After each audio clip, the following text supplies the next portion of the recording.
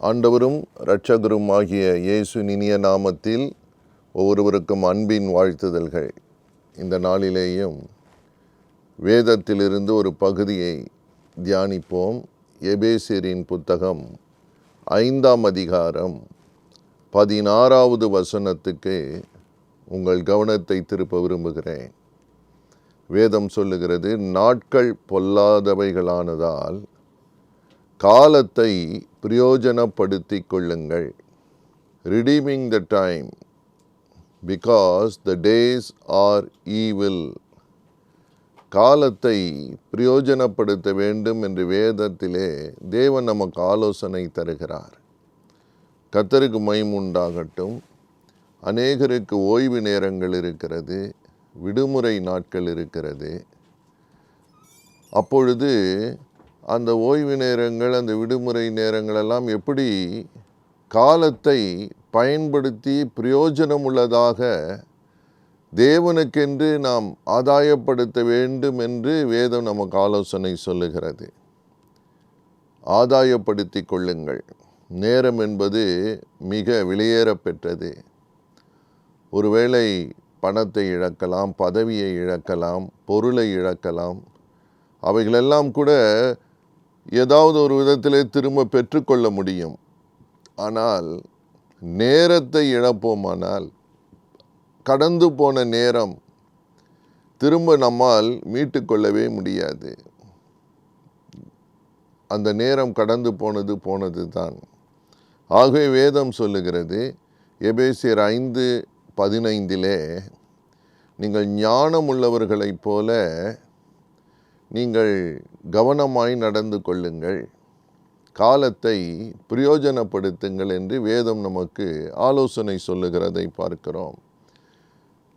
ஞானம் என்ற வார்த்தைக்கு உலகம் கொடுக்கிற அர்த்தம் வேறு, வேதம் சொல்லுகிற அர்த்தம் வேறு.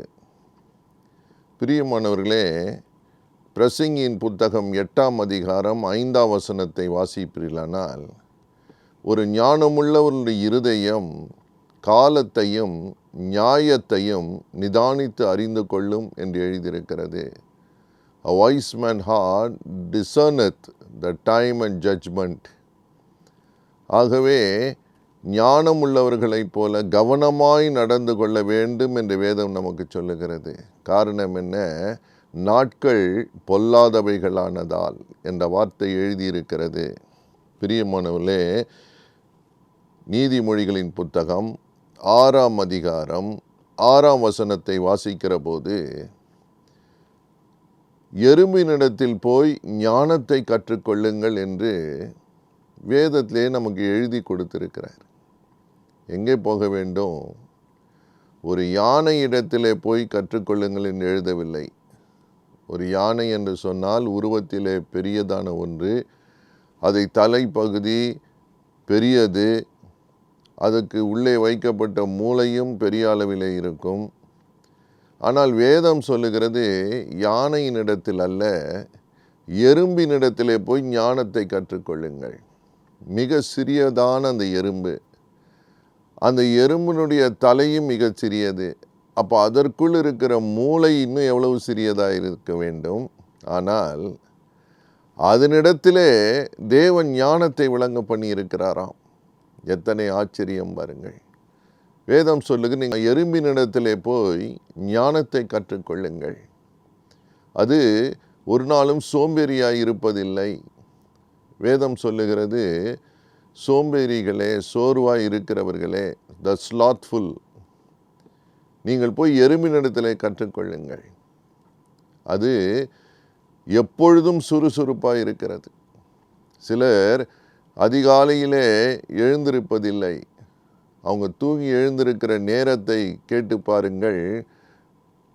9 மணி, காலையில் 10 மணி, 11 மணிக்கெல்லாம் படுக்கையில் உருண்டு பிறண்டு அப்படியே கிடக்கிறவர்கள் உண்டு. பிரியமானவர்களே, வேதம் சொல்லுகிறது, எறும்பினிடத்திலே போய் ஞானத்தை கற்றுக்கொள்ளுங்கள். அது எப்படி நேரத்தை ஆதாயப்படுத்தி கொள்ளுகிறது. கோடை காலமோ மழைக்காலமோ அது நேரத்தை ஆதாயப்படுத்துகிறதாக வேதம் நமக்கு திட்டமாய் சொல்லுகிறது. கர்த்தருக்கு ஸ்தோத்திரம். ஆகவே இன்னும் கொஞ்சம் தூங்கட்டும், இன்னும் கொஞ்சம் உறங்கட்டும் என்று சொல்லுவோமானால் நிச்சயமாகவே நாம் நேரத்தை, காலத்தை இழந்து போய்விடுவோம். இது வேதம் கொடுக்கிற ஒரு நல்ல ஆலோசனை. 1 கொரிந்தியரின் புத்தகம் 7ஆம் அதிகாரம் 29ஆம் வசனத்தை வாசிக்கும்போது வேதம் சொல்லுகிறது, காலம் குறுகினதானபடியினால், டைம் இஸ் ஷார்ட். எதற்கு? நாம் சரியாய், தெளிவாய், சமாதானமாய் செயல்படுவதற்கு நமக்கு காலம் மிக குறுகினதாக இருக்கிறது, நாட்கள் பொல்லாதவைகளானதால். பிரியமானவர்களே, ஆகவே நமக்கு கொடுக்கப்பட்ட குறுகிய காலத்திலே, கிடைத்திருக்கிற காலத்திலே அதை ஆதாயப்படுத்தி கொள்ள தேவன் நமக்கு ஆலோசனை தருகிறார். ஒரு தேவ ஆலோசனை என்னவென்றால், எப்படி நேரத்தை ஆதாயப்படுத்துவது? எஸ்தரின் புத்தகம் 4ஆம் அதிகாரம் 14ஆம் வசனத்தை வாசிக்கிற போது, எதற்கு காலம் என்றால் தேவனை தேடுகிறதற்கு காலம். It is time to seek the Lord. தேவனை தேடுகிறதற்கு காலம். என்ன பொல்லாங்கு இருந்தது எஸ்தரின் நாட்களிலே? வேதத்தில் எழுதியிருக்கிறது, யூத ஜனங்களுக்கு விரோதமாய், தேவ ஜனங்களுக்கு விரோதமாய் பல சதிகள் எழுதப்பட்டது, தீர்மானிக்கப்பட்டது, செயல்படுத்த விரும்பினார்கள், அழித்துவிட விரும்பினார்கள். அந்த நேரத்திலே மொர்தெகாய் என்ற ஒரு கர்த்தருக்கு பயந்த மனுஷன் எஸ்தருக்கு ஒரு செய்தி அனுப்புகிறார். எஸ்தர் ராஜாத்தியாக அரண்மனையில் இருக்கிற அந்த நேரம். பிரியமானவர்களே, மொர்தெகாய் சொல்லுகிறார், இந்த காலத்திலே, அந்த வசனத்திலே 14ஆம் வசனத்திலே 2 முறை அந்த வார்த்தை வருகிறது, காலம். இந்த காலத்திலே செயல்படாமல் போனால் அது வேறு விதத்திலே தேவன் ரட்சிப்பை ஏற்படுத்த முடியும் என்று மொர்தெகாய் சொல்லுகிறார். ஒரு நல்ல அதிகாரத்திலே, ஒரு நல்ல உத்தியோகத்திலே, நல்ல பதவியிலே கர்த்தர் நம்மை வைத்திருப்பாரானால், அந்த பதவி, அந்த காலத்திலே நாம் தேவனுக்கென்று செயல்படுவதற்காகத்தான் என்று வேதம் நமக்கு சொல்லுகிறது. whichever post you are, wherever high you are placed, redeem the time and be useful to God's children. தேவ பிள்ளைகளுக்கு அது பயனுள்ள ஒரு காலமாக பயன்படுத்தி கொள்ள வேண்டும் என்று ஒரு உதாரணத்தை வேதத்திலே நாம் பார்க்கிறோம். எஸ்தரின் நாட்களிலே காலத்தை எப்படி ஆதாயப்படுத்துவது, பிரயோஜனப்படுத்துவது, தேவ பிள்ளைகளுக்கு எப்படி அது ஆசீர்வாதமாக்குவது என்பதை குறித்து ஒரு சம்பவத்தை எழுதியிருக்கிறது. ஆமான் என்கிற ஒரு மனுஷன் அன்றைக்கு இருந்த தேவ ஜனங்களுக்கு விரோதமாக எழும்பி சதி செய்து அவர்களை அழித்துவிட விரும்பினான். பிரியமானவர்களே, தொடர்ந்து இன்றைக்கும் உலகம் முழுவதிலேயும் பலவித சக்திகள், அந்தகார கிரியைகள், பிசாசின் கிரியைகள், அதற்கு ஒரு கூட்டத்தார் எப்படி தேவ நம்புகிறவர்கள், தேவ பிள்ளைகளை வேதனைப்படுத்துவது, அழித்து விடுவது என்று பல முயற்சிகளை செய்யலாம். ஆனால் இன்றைக்கு உலகம் முழுவதும் பல இடங்களிலே தேவனுக்கு பயந்த பிள்ளைகள் உயர்ந்த பதவியிலே கர்த்தர் வைத்திருக்கிறார். எதற்கு? இப்படிப்பட்ட காலங்களிலே தேவனை தேடுவதற்கு. கர்த்தருக்கு மகிமை உண்டாகட்டும். ஒரு ஆலோசனை கொடுக்கிறதை பார்க்கிறோம். எஸ்தர் தன்னை அர்ப்பணித்து கொண்டவர்கள், மற்றவர்களையும் ஜெபித்து தேவனை தேடும்படிக்கு ஒரு இருதயம் கொண்ட ஒரு நல்ல மகளாக இருந்ததாக வேதம் நமக்கு சொல்லுகிறது. மொர்தெகாய் சொல்லுகிறார், இந்த நேரத்திலே, இந்த காலத்திலே நீ செயல்பட வேண்டும். இன்னும் ஞானமாய் எஸ்தர் செய்கிற ஒரு காரியம், பிரியமானவர்களே, எஸ்தர் 4ஆம் அதிகாரம் 8ஆம் வசனத்தை வாசிக்கும் பொழுது, எப்படி ஒரு பிரதிஷ்டை பண்ணப்பட்ட ஒரு மகளுடைய வாழ்க்கையிலே தேவனை தேடுவதற்கு சந்தர்ப்பங்கள் இருக்கிறது. தேர் ஆர் ஆப்பர்ச்சுனிட்டிஸ், வாய்ப்புகள் இருக்கிறது. இப்போதான் உதவி செய்ய முடியும். இருக்கிற இடத்திலே, இருக்கிற சூழ்நிலையிலே உதவி செய்ய முடியும். அப்பொழுது எஸ்தர் சொல்லுகிறார்கள், அதே அதிகாரம் 15-16 வசனங்களை வாசிக்கிற போது எஸ்தர் சொல்லுகிற காரியம் என்ன தெரியுமா? சரி, நான் ஒன்று செய்வேன், உபவாசம் இருந்து 3 நாட்கள் நான் உபவாசம் இருப்பேன், நீங்களும் எனக்காக உபவாசம் இருங்கள், தேவனை தேடுவோம், தேவனை தேடுவோம். இந்த காலம் உதவி வேண்டும், ஒத்தாசை வேண்டும், ரட்சிப்பு வேண்டும், தப்புவிக்க வேண்டும். என்ன செய்யலாம்? It is time to seek the Lord. Esther இங்கு அங்கு ஓடவில்லை, மனிதருடைய உதவிகளை தேடி முதலாவது ஓடவில்லை, முதலாவது தேவனை தேட தன்னை தாழ்த்தினார்கள். நானும் என் கூட இருக்கிறவர்களும் 3 நாட்கள் உபவாசம் இருப்போம். We will fast and pray. We will seek the Lord. It is time to seek the Lord. நாட்கள் பொல்லாதவைகள். என்னையா செய்யலாம்? மனுஷனுடைய உதவி தேவைத்தான். ஆனால் அதற்கு மேலே தேவனை தேடுகிற ஒரு காலம். It is time to seek the Lord. அசதியாய் இருக்காதிருங்கள், அலட்சியமாய் இருக்காதிருங்கள் என்று வேதம் சொல்லுகிறது. 3 நாட்கள் உபவாசித்து ஜெபித்தார்கள். கர்த்தருக்கு ஸ்தோத்திரம். தேவன் இறங்கினார். எஸ்தர் சொல்லுகிற ஒரு வார்த்தை அங்கு பார்க்கலாம், நான் செத்தாலும் சாகிறேன். If I have to die, I will die.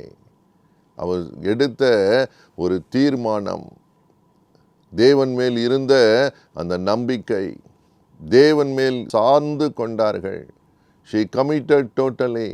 It is time to seek the Lord. Seek with fasting and prayer.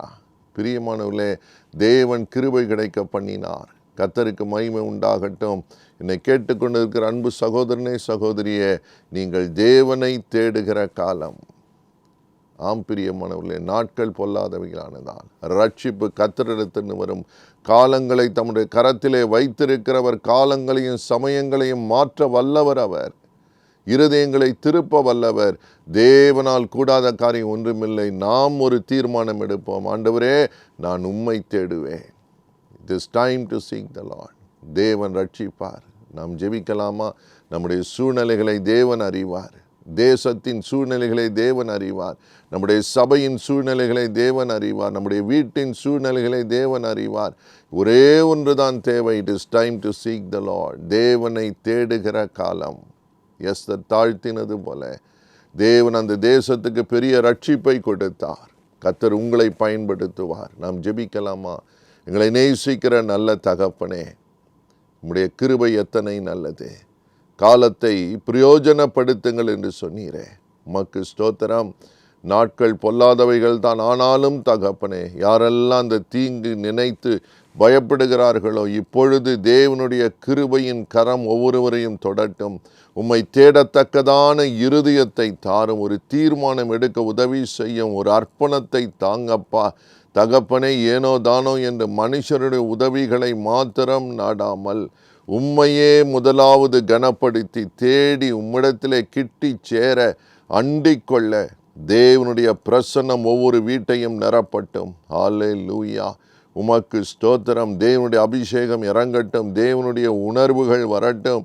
தேவன் இருதயத்தை பக்குவப்படுத்துவீராக, பரிசுத்தப்படுத்துவீராக.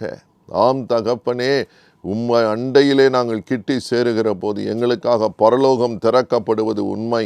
தேவ தூதர்களை நீர் அனுப்புவது உண்மை, எழுப்புவது உண்மை, தீங்குக்கு விலக்கி காப்பது உண்மை.